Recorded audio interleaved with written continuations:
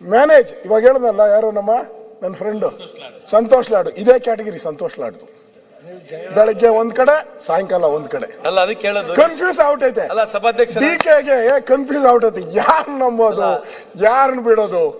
ಸಭಾಧ್ಯಕ್ಷ ಅದಕ್ಕೆ ಅವ್ರು ಹೇಳಿದ್ದಾರೆ ಏನೋ ಪ್ರಯತ್ನ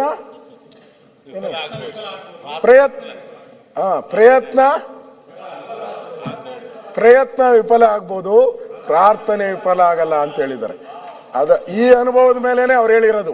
ಈ ಅನುಭವದ ಮೇಲೆ ಎನ್ನ ತಂದಿಕ್ ನನಗೇನಾಗಬೇಕು, ನಾನೇನು ತಂದಿಕ್ಕೆ ಮುಖ್ಯಮಂತ್ರಿ ಆಗ್ತೀನಿ, ನನಗೇನಾಗಬೇಕಾಯ್ತು. 136 ಜನ ಇದ್ದಾರೆ. ನಾವೇನ್ ಸರ್ಕಾರ ಬೀಳ್ಸಲ್ಲ ನೋಡಿ. ಕಳೆದ ಬಾರಿ ಸರ್ಕಾರ ಬೆಳೆಸಿದ್ರಿ 16 ಜನ ಕೊಂಡ್ಕೊಂಡು ಸರ್ಕಾರ ಕಳೆದ ಬಾರಿ 16 ಜನ ಕೊಂಡ್ಕೊಂಡು ಸರ್ಕಾರ ನಮ್ಮ ಕ್ಯಾರೆಕ್ಟರ್ ಅಸೋಸಿಯೇಷನ್ ಮಾಡಕ್ ಹೋಗ್ಬಿಡಿ. ನಾವು ಅವ್ರ ಪರ ಇವ್ರ ಪರ ಏನಿಲ್ಲ. ಬೆಳಗ್ಗೆ ಹಿಂಗೆ ರಾತ್ರಿ ಹಿಂಗಿಲ್ಲ. ನಾನು ನಮ್ಮ ನಾವು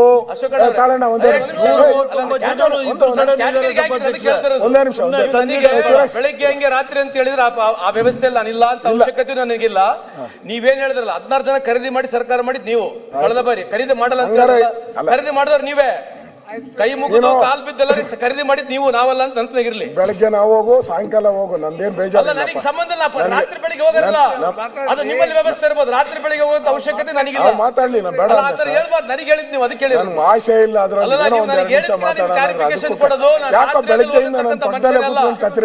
ಅವಶ್ಯಕತೆ ಇಲ್ಲ. ನೀವು ಆತರ ಹೇಳಿದಕ್ಕೆ ನಾನು ಹೇಳ್ತಿರೋದು. ಸ್ಪೀಕರ್ ಒಳ್ಳೆ ಚಂದಾಗಿ ಮಾಡ್ತಾರೆ. ನೀವು ಬೆಳಗ್ಗೆಯಿಂದ ಕ್ವಶನ್ಗಳು ಮಾಡ್ತಾ ಇದ್ದೀರಲ್ಲ ನೀವು. ಅಲ್ಲ ಆತರ ಹೇಳ್ಬಾರ್ದು ಅಂತಕ್ಕಂಥದ್ದು ಮಾತು. ಅದೇನು ನೀವು ಆತರ ಹೇಳ್ತಕ್ಕಂಥದ್ದು ಮಾತು ಸರಿಯಲ್ಲ ಅಂತಕ್ಕಂಥ ನನ್ನ ವಾದ. ಡಿ.ಕೆ. ಶಿವಕುಮಾರ್ ಅವರು ಹೇಳ್ತಕ್ಕಂಥ ಸರಿಯಲ್ಲ ಸದನದಲ್ಲಿ. You cannot just tell me you are night there morning there ಅಂತ ಹೇಳ್ಬಾರ್ದು ಅಂತಕ್ಕಂಥ ನಮ್ಮ ವಾದ. ಗೌರವ ಇದೆ ನಿಮ್ಮ ಬಗ್ಗೆ. ಅಲ್ಲ ಗೌರವ ಇದೆ ನಿಮ್ಮ ಬಗ್ಗೆ, ಆತರ ಮಾತಾಡಬಾರ್ದು ನೀವು. ಆಯ್ತು, ದಯವಿಟ್ಟು ಮಾತಾಡಕ್ ಹೋಗ್ಬೇಡಿ. ನನ್ನ ಸನ್ಮಾನ್ಯ ಅಧ್ಯಕ್ಷರೇ, ಡಿ.ಕೆ. ಶಿವಕುಮಾರ್ ಅವರು ಕಳೆದ 1 ತಿಂಗಳಿಂದ ಅವ್ರ ಭಾಷೆ, ಅವ್ರ ಟ್ವೀಟು ಎಲ್ಲ, ಒಂದು ಟ್ವೀಟ್ ಅಲ್ಲಿ 100 ಅರ್ಥ ಬರೋ ತರ ಮಾಡ್ತಾರೆ.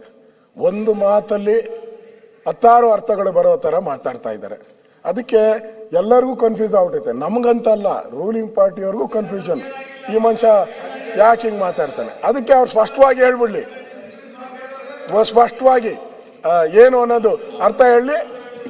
ಈಗ ಅಶೋಕ್, ನೀನು ಬಹಳ ಸೀನಿಯರ್ ಇದೆಯಾ, ಬೇರೆಯವ್ರಕ್ಕಿಂತ ಪಾಪ ಸೀನಿಯರ್. ನಿನ್ಗಿಂತ 1 ವರ್ಷ, ನಿನ್ಗಿಂತ ಜೂನಿಯರ್ ಸೀನಿಯರ್ ಇದೆಯಾ? ಇಲ್ಲ, ನಿನ್ಗಿಂತ 1 ಟರ್ಮ್ ಕಡಿಮೆ ಇರ್ಬೋದು, ಬಟ್ ಇವರ ಸೀನಿಯರ್ ಪಾಲಿಟಿಷಿಯನ್.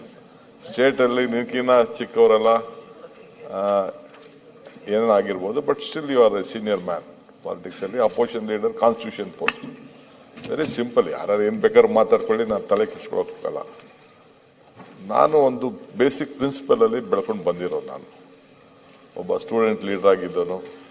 ಬಹಳ ಚಿಕ್ಕ ವಯಸ್ಸಲ್ಲೇ ನಂಗೆ ಒಂದು ಪಕ್ಷ ಟಿಕೆಟ್ ಕೊಟ್ಟಿದೆ, ಬೆಳೆದಿದ್ದೀನಿ. ಪಾಲಿಟಿಕ್ಸ್ ಅಲ್ಲಿ ಬೇರುಗೇರು ಏನು ಎಂತೆಂಥವ್ರದೋ ಎಲ್ಲ ವಿ ಹ್ಯಾವ್ ಸೀನ್.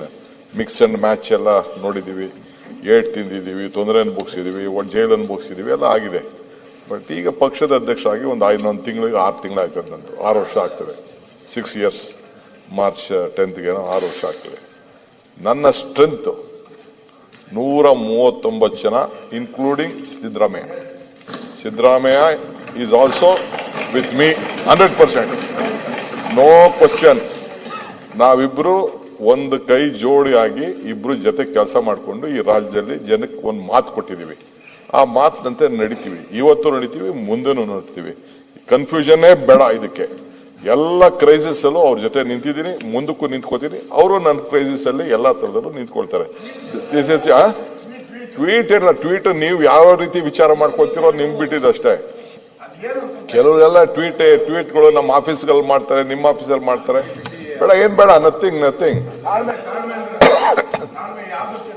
ಪೇಷನ್ಸ್ ಅಂದ್ರೆ ಸುಮ್ನೆ ಹಂಗಂತ ಯಾರು ಮಾತಾಡ್ತಾರೆ ಅಂತಕ್ಕೆಲ್ಲ ಉತ್ತರ ಕೊಡಕ್ ಆಗಲ್ಲ. ಯಾರು ಏನ್ ಮಾತಾಡ್ತಾರೆ ಅದು ಏನ್ ಇಲ್ಲಿ ನಂಬರ್ ಮೇಲೆ ರಾಜಕಾರಣದಲ್ಲಿ ನಿಮ್ಮ ಪಾರ್ಟಿಲಾಗ್ಲಿ ನಮ್ಮ ಪಾರ್ಟಿಲಿ ತೀರ್ಮಾನ ಮಾಡೋದ್ರ, ಪಕ್ಷಗಳ ತೀರ್ಮಾನ ಮಾಡ್ತಾರೆ. ಈಗ ನಿಮ್ಮಲ್ಲಿ ಎಷ್ಟೋ ಜನ ಚೀಫ್ ಮಿನಿಸ್ಟರ್ಗಳು ಚೇಂಜ್ ಆದ್ರು, MLAಗಳು ಚೇಂಜ್ ಆದ್ರು, ಒಂದೇ ಸತಿ ಎಂಟೈರ್ ಕ್ಯಾಬಿನೆಟ್ ಶಫಲ್ ಆಗಿದ್ರು. Politics it is an art of possibility. So ನಾನು ಏನ್ ನಂಬಿದ್ರು ಗೊತ್ತಾ, 1 man with courage makes A majority ಅಂತ. ಒಬ್ಬನೇ ಸಾಕು, ದೃಢವಾದಂತ ನಿಲುವು, ಸಂಕಲ್ಪ ಇಟ್ಕೊಂಡು ಧೈರ್ಯ ಇದ್ರೆ ಸಾಕು. 140 ಜನನೂ ಇರ್ತಾರೆ, 140 ಇನ್ನ ಜಾಸ್ತಿನೂ ಆಯ್ತದೆ. ಸೊ ನೋಡೋಣ, let us see on 28. Sir, ನಿಮ್ಮ ಸ್ಟ್ರೆಂತ್ ನೀವು ಹೇಳ್ತಾ ಇದ್ರಿ 136 ಜನ ಇನ್ಕ್ಲೂಡಿಂಗ್ ಮುಖ್ಯಮಂತ್ರಿ ನಮ್ಮ ಸ್ಟ್ರೆಂತ್ ಅಂತ ಹೇಳಿದ್ರಿ. ಆದ್ರೆ ಹಿಂದೆ ಇದೇ ಸದನದಲ್ಲಿ ನೀವು ನಿಮ್ಮ ಸ್ಟ್ರೆಂತ್ ಬಗ್ಗೆ ಮಾತಾಡಿದ್ರಿ. ನನಗೆ ಯಾವಾಗ ಮಂತ್ರಿ ಸ್ಥಾನ ಸಿಗ್ಲಿಲ್ಲ, ಎಸ್.ಎಂ. ಕೃಷ್ಣ ಅವರ ಮನೆಗೆ ಹೋಗಿ ಬಾಗಿಲು ಒದ್ದು ಮಂತ್ರಿ ತಗೊಂಡೆ ಅಂತೇಳಿ. ನಾವು ಅದು ನಿಮ್ಮ ಸ್ಟ್ರೆಂತ್ ಸರ್, ಅದು ನಿಮ್ಮ ನ್ಯಾಚುರಲ್ ಕ್ವಾಲಿಟಿ. ನಿಮ್ಮ ಮಾತಿಗೆ, ಅಶೋಕ್ ಮಾತಿಗೆ ನಾನು ಜಗ್ಗಲ್ಲ, ತಲೆ ಕೆಡಿಸ್ಕೊಬೇಡಿ.